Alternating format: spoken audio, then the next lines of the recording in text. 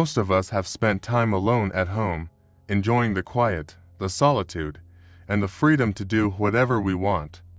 But what happens when that peace is shattered by something you can't explain? Tonight, we dive into a chilling story of an ordinary night gone horribly wrong. Welcome to the Home Alone story. Story number 1. Inside a cozy living room, the clock reads 11:30 p.m. Lucas, a young man in his early 20s, is lying on the couch, scrolling through his phone. The room is dimly lit, with only the TV flickering in the background. Lucas talking to himself. Finally, some time to myself. No roommates, no noise, just peace and quiet. Lucas continues scrolling, but the screen suddenly freezes. He taps it a few times, annoyed. Lucas sighing. Great, just what I needed, a glitchy phone. He hears a faint thud from upstairs. Lucas pauses, looking toward the staircase, his expression shifting from annoyance to confusion. Lucas, probably just the old pipes. I hope. Lucas brushes it off and goes to the kitchen to grab a snack. As he reaches for a glass, Lucas brushes it off and goes to the kitchen to grab a snack. As he reaches for a glass, a sudden, cold breeze rushes past him, sending chills down his spine. He turns around, but no windows or doors are open. Lucas nervously chuckling. All right, that's weird. This place always has a draft. He returns to the living room, but this time, the TV is off, and the remote is nowhere to be found. Lucas frowns, scanning the room. Lucas, I didn't turn that off. Where's the remote? The faint sound of footsteps creaks above him. Lucas freezes, eyes wide, his heart beginning to race. He grabs his phone, dialing his roommate's number, but it goes straight to voicemail. Lucas, come on, pick up. Don't tell me I'm losing it. The footsteps grow louder, moving closer to the staircase. Lucas, mustering his courage, grabs a baseball bat from the corner of the room and slowly makes his way upstairs. He reaches the top, the hallway dark and uninviting. The door to his bedroom is slightly ajar, a sliver of light peeking through. Lucas, hello. If this is some kind of prank, it's not funny. Lucas pushes the door open, revealing an empty room. Everything looks untouched, except for a single chair in the middle of the room facing the window. Something that wasn't there before. Lucas's breath catches as he notices his phone's flashlight shining from the chair. Lucas whispering, "What the? How did that get there?" Suddenly, his phone rings from the chair. The screen shows a video call from an unknown number. Lucas hesitantly answers, and his own terrified face reflects back at him from the phone's camera, but he's not alone in the shot. Behind him, in the corner of the room, a dark, shadowy figure stands, unmoving. Lucas frantically turning around. Who's there? The room is empty. He looks back at the phone screen, but the figure is gone. The call ends abruptly, leaving Lucas in stunned silence. He grabs his phone and bolts downstairs, barricading himself in the living room. Sometimes, the scariest part of being alone is realizing you're not. Lucas never figured out who or what was in the house that night, but the memory of that figure, captured only for a split second, would haunt him forever. Story number 2. Being home alone is something we all think we can handle, but what happens when the silence becomes suffocating and shadows start to move on their own? Tonight, we bring you a story that will make you think twice about being home by yourself. Welcome to The Shadow in the Hall. Inside the house, Sophie, a teenager, is sitting on the living room floor surrounded by textbooks, studying late into the night. The clock reads 12:15 a.m.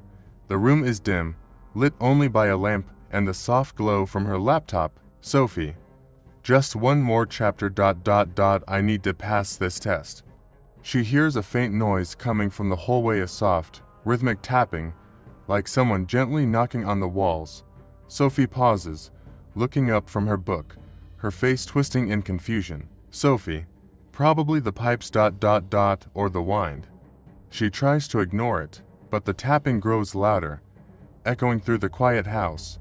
Sophie gets up, grabbing her phone, using it as a flashlight, and cautiously steps into the hallway. The tapping stops the moment she enters. Sophie nervously, "Hello, is someone there?" The hallway is empty, but the shadows seem darker, stretching unnaturally against the walls. Sophie shivers, feeling a cold draft sweep past her even though all the windows are closed. Sophie. Okay. This is getting creepy. She turns to head back to her study spot, but something catches her eye, a figure at the end of the hallway. Just a silhouette, standing perfectly still. Sophie's heart skips a beat. She blinks, and the figure is gone, replaced by an empty hallway. Sophie. No. This isn't real. I'm just tired. Trying to shake off the fear, Sophie goes back to the living room and resumes studying. But she can't focus. The tapping starts again, louder and more insistent this time. She looks up, and in the reflection of the dark TV screen, she sees it, the shadowy figure now standing right behind her. Sophie. Who are you? What do you want? But there's nothing there. The room is empty, and the only sound is her own panicked breathing. Sophie grabs her car keys and rushes outside, locking the door behind her. She spends the rest of the night in her car, too scared to go back inside. The next morning, she finds the hallway mirror shattered, with small, childlike handprints smudged across the glass. Some things can't be explained. Sophie never found out who or what was in her house that night. But she never stayed home alone again, haunted by the memory of the shadow that watched her from the dark. Story number 3. Home is supposed to be a place of safety, a sanctuary where nothing bad can happen. But sometimes, the most unsettling things occur in the comfort of your own home. Tonight, we unravel a chilling tale that will make you question every noise you hear at night. Welcome to the knock at the window. Inside a cozy but dimly lit bedroom, Grace, a college student, is sitting on her bed, wrapped in a blanket, scrolling through her phone. The clock on her nightstand shows 1 a.m. She yawns, setting her phone down and turning off the lamp. Grace to herself, finally, some sleep. Just as she's drifting off, she hears a faint knock on her window. Grace sits up, startled, glancing toward the window where the sound came from.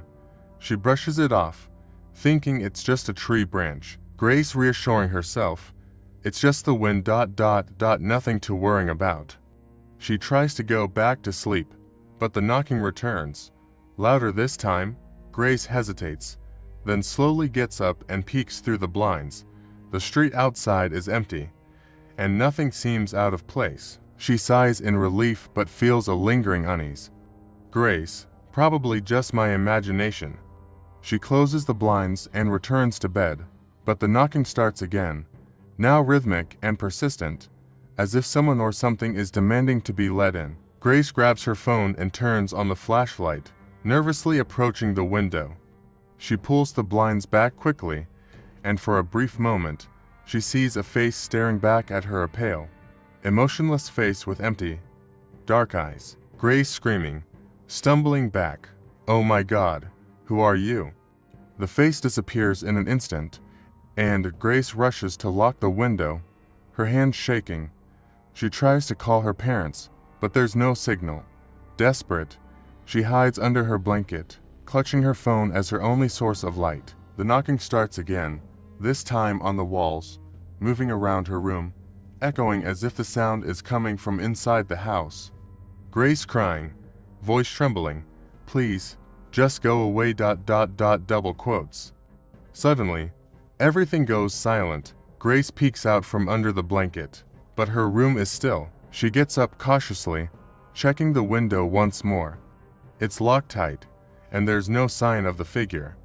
As she turns around to go back to bed, she freezes. Written on the fogged-up glass of her window, the words, "I'll be back." Terrified, Grace bolts out of her room and spends the rest of the night in the brightly lit living room, unable to shake the feeling of being watched. Grace never found out who or what was knocking at her window that night. But the memory of that pale face and the haunting message left behind will stay with her forever. Sometimes, the things we fear the most are the ones that come without warning, right outside our window. Thank you for watching. If you found this story unsettling, please like, share, and subscribe for more chilling tales. And remember, when you're home alone and you hear a knock at the window, think twice before looking. It might not be what you expect.